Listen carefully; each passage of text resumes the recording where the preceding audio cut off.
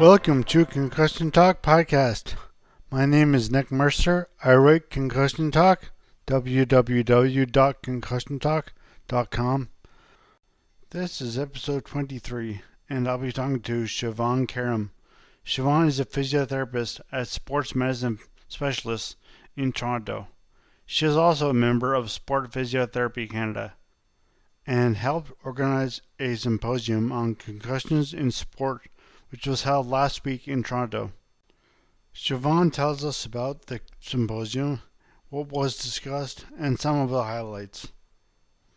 I asked her about how she treats concussions as a physiotherapist and at her clinic in Toronto. Okay, I'm talking to Siobhan Karam now, and I will ask her to introduce herself and tell where she has worked and what she does as a physiotherapist and as a athlete. So, Siobhan? Hi, everyone. My name is Siobhan Karam. I'm a physiotherapist in Toronto at a private sports medicine clinic called Sports Medicine Specialists. It's owned by Dr. Clarefield and Dr. Ogilvy Harris. I did my schooling in Ottawa. I did my Master's of Physiotherapy at the University of Ottawa. I did my undergrad in kinesiology at the University of Windsor. I was in Windsor for about 8 years due to figure skating. So I was a competitive ice dancer for Canada. I trained in Michigan, in Canton, and in Bloomfield Hills. So I decided to pursue my education there as well. And so that's why I was at University of Windsor for so long. I also coach figure skating. I coach ice dance at the Toronto Cricket and Curling Club with Andrew Hallam. We have a great team of ice dancers. This week, they're all in Montreal competing at Skate Canada Challenge. So it's the qualifiers for nationals. So I'm rooting for them from Toronto. I also focus my practice in concussion rehabilitation and management. I started to get involved about 2 years ago. We implemented a great new protocol at Sports Medicine Specialists. And so, yeah, that's my background. Great. So it sounds like you have a lot of background in concussion and sport. And actually, that leads me into my next question. But so last weekend, Sport Physiotherapy Canada had a symposium in Toronto about concussions in sports. So, and you helped organize it. So Yeah. Can you just talk about that? Like, who was there? The general who was there? Who spoke? How many speakers? What the reception was? So, Sure. thanks. So just a little background. Sport Physiotherapy Canada is a national organization, and we just put together a concussion committee. So on that committee, we have myself, Catherine Schneider, Jenny Day, Deanna Molden, Heather Clegg, and Mark Rizzardo. And these are all physiotherapists from around the country that basically focus their practice in concussion care as well. And we put together a symposium. We only worked on it for about 3 months, so we had great turnout. We sold out our venue. We only had 160 spots, and we sold out almost immediately. Everyone knows it's such a hot topic, so I guess it got a lot of publicity. And we had some great speakers from around Canada and even some from the States. And I think the high caliber names definitely were a part of the big show up at the conference. So in terms of speakers, we had Catherine Schneider spoke herself, and she's a part of the Calgary group. Mark Rizzardo from BC, he's involved in a lot of soccer, and so he spoke as well. We had Dr. Tater, the neurosurgeon from Toronto. We also had Pam Fuseli from Parachute, Canada. We had John Letty, who spoke. He came from Buffalo, and he talked about the physiological considerations of concussion. We also had Megan Adams. We had Isabelle Gagnon, who came from Montreal. We had Martin Mazarek, and he came from Edmonton. We had Linda Mainwaring. She's a psychologist. She's based out of Toronto. We had Dr. Shirley Blanc. She's an optometrist. We had Agnes Mikowski come. She's also from Toronto, and she works with figure skating and wheelchair basketball. We had Dr. Jamie Kissick speak. He's from Ottawa, and he was in town actually with the Red Black. So he was here for the win, and he spoke at another conference and then came to ours. So he was here for a lot of things. We had Tracy Blake, also from Calgary. And then we had Shannon Layden speak trackside. She's involved in speed skating. So she actually was at an event this weekend and did a kind of a play-by-play from there. And then our special guest, we had Frank Wolf, who is one of the owners of Sway, which is a balance app for concussions. And he came from Oklahoma, and he helped sponsor the conference. And then we also had Aleko Eskandarian, who was a former MLS soccer player. He was a fantastic speaker. He ended his MLS career with 4 concussions. So he really showed us the emotional side of things and took us through his life and his battle with concussions. So it was a great day. It was a fantastic turnout. I wish we would have had 2 days, so I think next year we'll make it longer. I also wish we would have had a bigger venue because I think we could have had at least 500 people there. And so, yeah, this was the first conference that Sport Physiotherapy's put together, and it was a huge success. So I think it'll be annual after this. We're not sure if we'll keep it in Toronto every year or whether or not we'll spread it around Canada. So we still have to have a meeting soon, and we'll try to nail down our spot for next year. Cool. Great. So is there anything in particular, any highlights of speakers that, you said Escalated, soccer player was very big highlight. Any scientific or medical highlights that were bigger that were noticeable for you, your practice? Yeah, so I mean, all the speakers were fantastic. Yeah. In terms of new information for all of our guests, Dr. Shirley Blanc, she's the optometrist. And I think what we're lacking in a lot of concussion research and in concussion management is the ocular motor and vision side of things. So she went down just to the basic physiology of vision and she went through the basics of how we see and what we need to basically navigate through space and stay balanced and stay grounded. And I think that added such a nice component to the conference because everyone seemed very new to it. No one seemed to have any background with this topic. So she was great. I'm so happy we had her. And John Luddy from Buffalo he was great. He talked a lot about the physiological side of things, and he's basically the one that has done all the literature around exercise and concussions. And I think a lot of his work has really changed our mentality from resting in a dark room and immobilizing patients and keeping them home to let's get them on the bike, let's get them exercising. He's developed the whole topic of sub-symptom threshold exercise. Okay. And I mean, it's paid off in my practice. I think people get better with exercise. What is Sub-symptom threshold would be exercising until you hit that threshold of when your symptoms come on. And then you take a certain percentage of that heart rate and you have your patients exercise at that heart rate, let's say about 30 minutes a day on a bike or on a treadmill or whatever they need for their specific sport.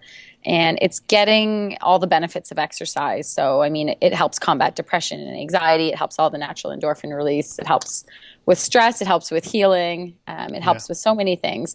So I think it's such an important component. And it was really nice for all of our guests just to have him show all the literature that's backing that up and really, really good scientific evidence. So it does take a lot of testing to get to find that sub-symptom threshold. It takes testing to do that. Mm-hmm. And we're all scared for years to get our patients exercising when we don't know what could happen to them. Yeah. I mean, we were so cautious for so many years just to keep it safe.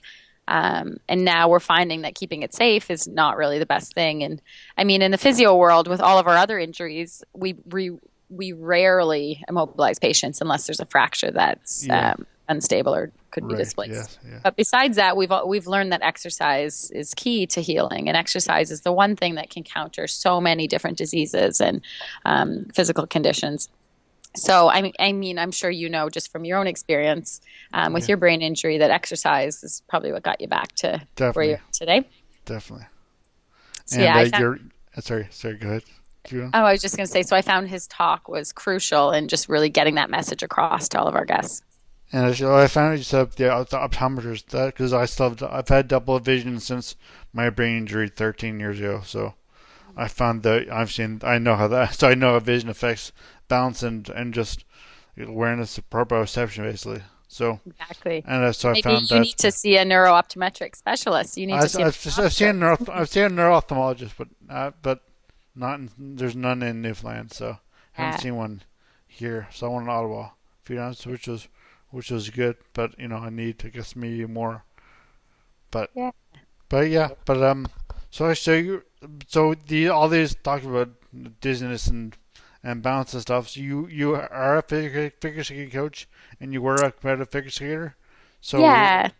what I would say no, and as I mentioned to you, I know that figure skating is a lot of balance, and dizziness is a big, huge part of it, and so you got to focus on. So actually, let's start off when you were a figure skater yourself.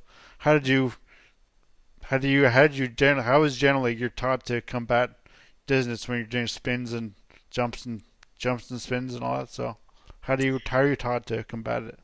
Okay, well, as a figure skater, I guess you don't really think of it when you're competing, but now looking Yeah. back, I hadn't sustained any concussions back when I was an athlete. But you do learn to spot, you learn to check when you're spinning. But I find it's funny when you're off the ice for a couple weeks and you go back on and you start doing your twizzles or your spinning motions, you are very dizzy, and it's hard to recover and keep going through your programs when you are dizzy. But a healthy vestibular system can adapt quite quickly. And so the dizziness does go down. It decreases steadily as the more you skate. And so the more you practice your spins, the less dizzy you get. That's true. So the 30 seconds of stars turns into 2 seconds of stars, turns into no stars after spinning. So the body, with the brain, when it's healthy, It's just training. adapts really quickly, and you take it for granted. Actually, took it for granted as an athlete.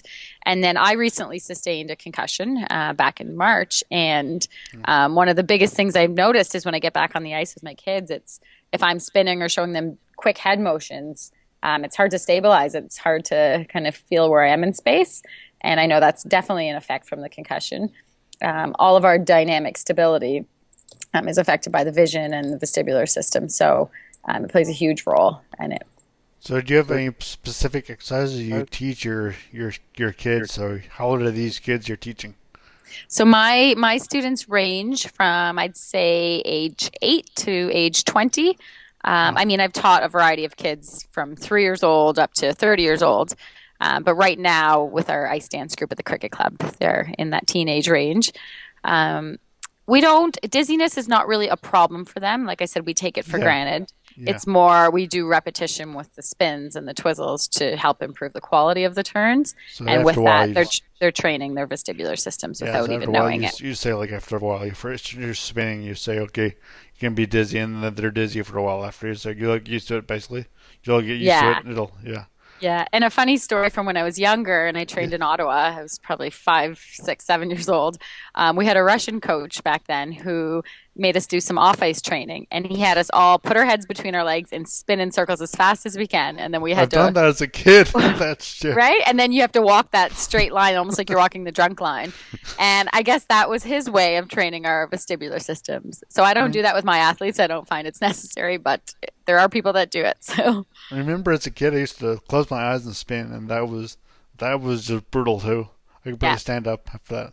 Yeah, exactly. So that's just your vestibular system going a bit nuts there, I guess. Yes, you got it. So you work at your Canadian clinic in Toronto again? Sports medicine Specialist. Sports medicine specialist. So at that clinic, have you seen increase or decrease, or what have you seen about concussions and the concussion clients coming in with concussion symptoms or because of due to concussions? Have you seen increase, decrease in that in your clients? Yeah. I mean, just since we started our protocol, we definitely have had an increase in clients coming here, a lot more referrals for concussion management. So what we offer here is a very thorough assessment for all concussion patients. So we look at the vestibular system, we look at the ocular motor system, we look at their cervical, so their neck function. We look at their exercise capacity. So again, looking at that subsymptom threshold. We do a lot of proprioception type of exercises. And so we basically have the clients come in. We do a thorough screen. We obviously try to clear them and make sure that there's nothing worse, so that there's no brain bleed or any other red flags that we have to send them back to the hospital for. And we don't have optometrists here. So like I said, we do a screen of all the systems. So it's not really within our scope as physiotherapists to be diagnosing anything in the oculomotor system. So we do a screen to see if they're having visual symptoms. And if these aren't healing spontaneously, let's say after a month or two, then we refer them on to optometrists to do a full neurooptometric exam. Right. And that's what Dr. Blanc spoke about. And I refer a lot of my clients to her, to Dr. Petal, and to a lot of optometrists in the GTA. Okay. But then the ones that we can treat here are usually ones that have cervicogenic headaches, cervicogenic weakness. We do train a lot of vestibular and proprioceptive problems. So we do lots of balance exercises, different reach exercises. We do work on gaze stability and that type of thing. But again, if there's a heavy ocular motor component, we let the optometrist assess. They send us the diagnosis, they send us the plan, and then I can incorporate, as a physio, some of their eye exercises into my vestibular and cervical training. And then we also have that exercise component where we put them on a bike or we put them on a treadmill. We see how far they can exercise without symptoms, and then we have them training on that end. We also have dynamic functional training as another type of appointment they can do. So they'll train specifically with our trainers to work on neck strength, core strength, and more sport-specific stuff once they're ready to be passed on to that phase. Wow. Okay. Well, actually, you and I both mentioned proprioception in this good discussion. So, and we haven't really defined it. So, if people are listening who don't know what proprioception is, can you just give a quick definition of it, please? So proprioception is basically your body's sense of where you are in space, and proprioception comes from our muscle and our joint receptors. So we have muscle spindles in our muscles, and we have Golgi tendon organs in our joints, and basically they send signals through our sensory nerves up to our brain to tell us where we are in space. But the proprioceptive system doesn't work by itself. So it works with our vestibular system, it starts in the inner ear. And that also sends signals up to the brain to tell our brain where our head is in space and how fast we are moving in space. And then we also have our visual system, which everyone, again, takes for granted.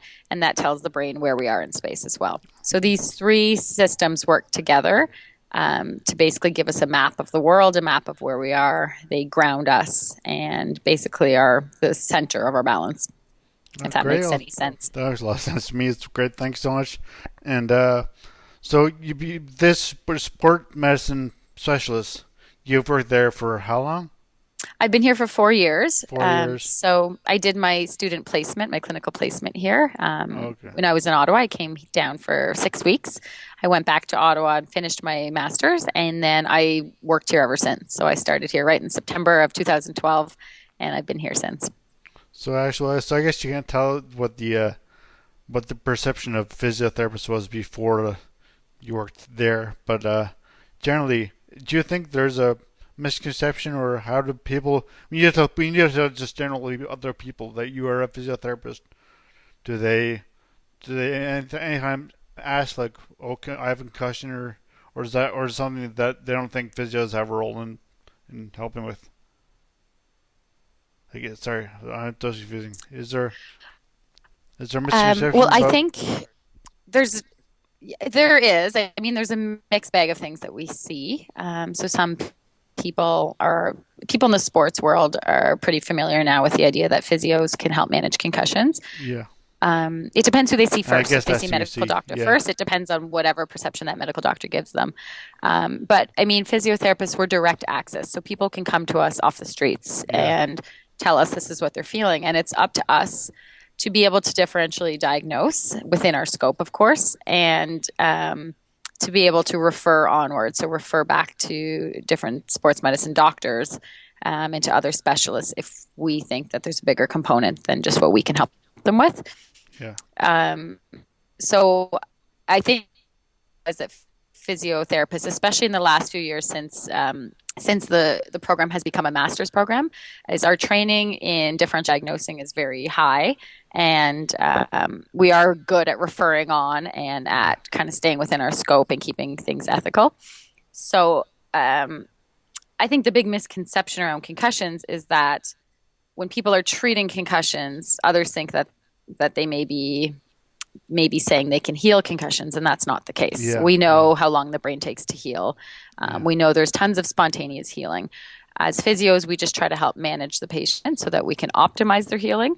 Yeah. We try to take all the evidence that's out there and put that into their programs so that if there is anything they can do to help their coordination come back or their oculomotor function start to stabilize better or get their conditioning up, we put that into their program. So we try to work with every system of the body and increase its function. And then we try to manage symptoms. So one of our specialties is to manage pain. So headaches is, I think, the number one reported symptom with concussions. And we can't help all headaches, but we can definitely help the cervicogenic headaches. We can refer on to our medical doctors when medication's needed. And again, we don't treat everything. We refer on. So if someone's having sleep disorder, we'd refer back to a doctor. If someone's having visual problems, we refer to an optometrist. And even if the vestibular problems are in the periphery or kind of out of our scope of practice, we would refer on to an ENT or to a vestibular specialist. So I think the physio plays a huge role in managing the concussion and in directing patients to where they need to go in terms of care. And just on top of that, the reason we started our protocol here at Sports Medicine Specialists is because we were getting a lot of patients with concussions that had seen probably 10 different specialists, but none of them were really getting anything from it in the sense that they knew they didn't have a brain bleed. They knew they needed to rest. And that's all they really got from seeing everyone. And I think it caused them more anxiety just seeing so many different specialists. Yeah. So what we're trying to do here is only have them see specialists that they need to see and manage all of their symptoms so that they feel in control of the concussion and they feel like they're doing the best they can, because no one likes to sit back when they think they can be doing better and improving faster. So we get patients improving at the fastest rate that they can with the evidence we have to date. And I mean, I hope there's more and more evidence that comes out that allows us to help speed up the process. But right now, we just do what we can with them. Great. Well, yeah. So if as your clinic, you would only see athletes basically, but physios can help with concussions, whether it's just somebody's falling in the ice and hitting their head, or an athlete getting like checked, or in hockey or football getting tackled. So physios can help with either one of those situations. So it doesn't matter if they're